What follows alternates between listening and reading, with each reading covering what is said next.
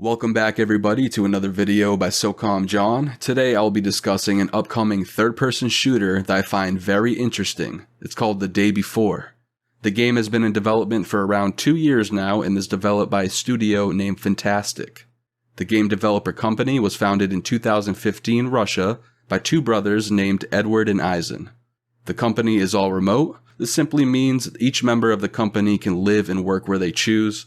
I think this is a really good decision, especially for game developer companies, because I think the more comfortable you make somebody while they're working, they can produce the best content.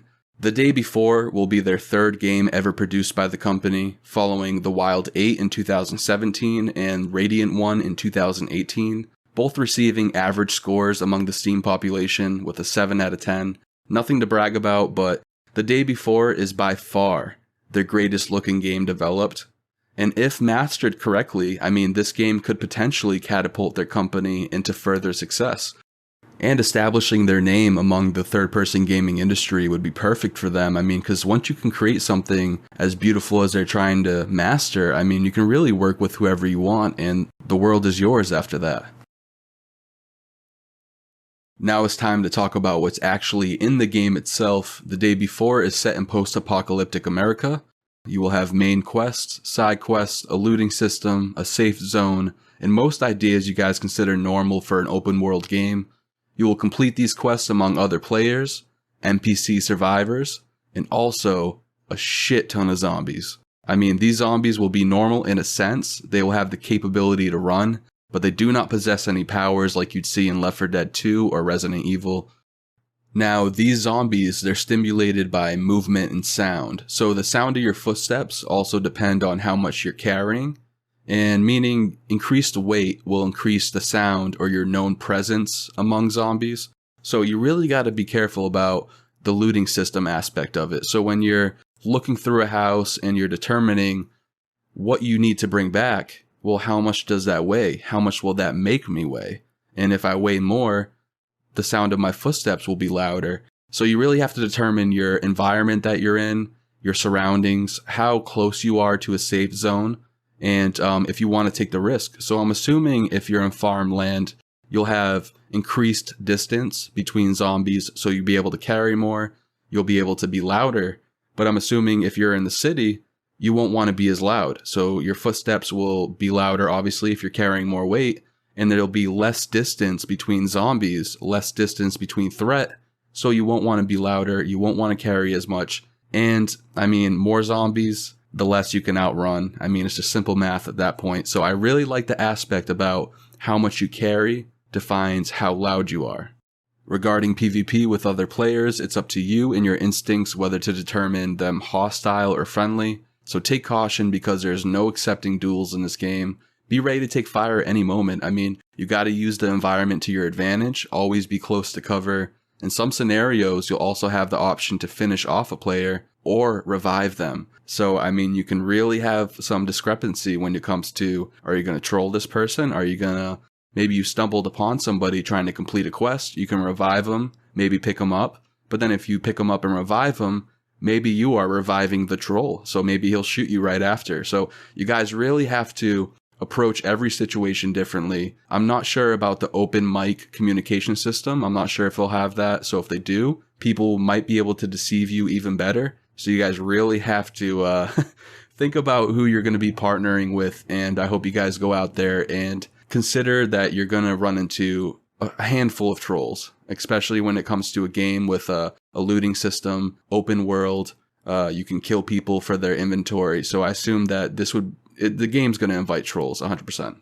The Day Before offers all types of environments. You'll be able to explore cities, farmlands, forests, snow-ridden mountains. This game will have it all.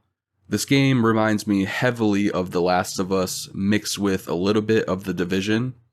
The huge thing differing The Day Before and The Division is the lack of a leveling system on The Day Before's part.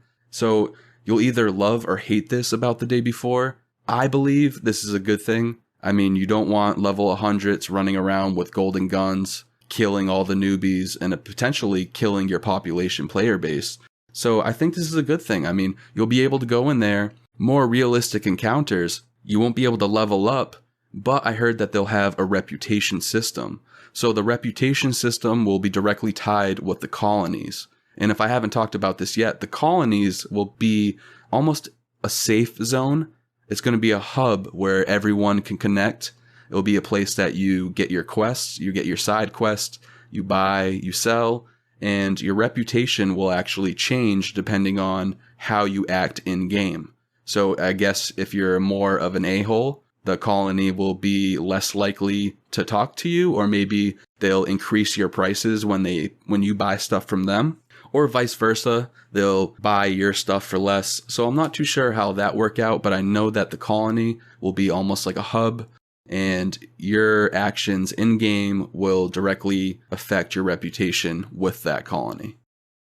So my final verdict when it comes to how this game will play out, I have really high hopes for this company. I mean, they seem to have produced high quality content from the start.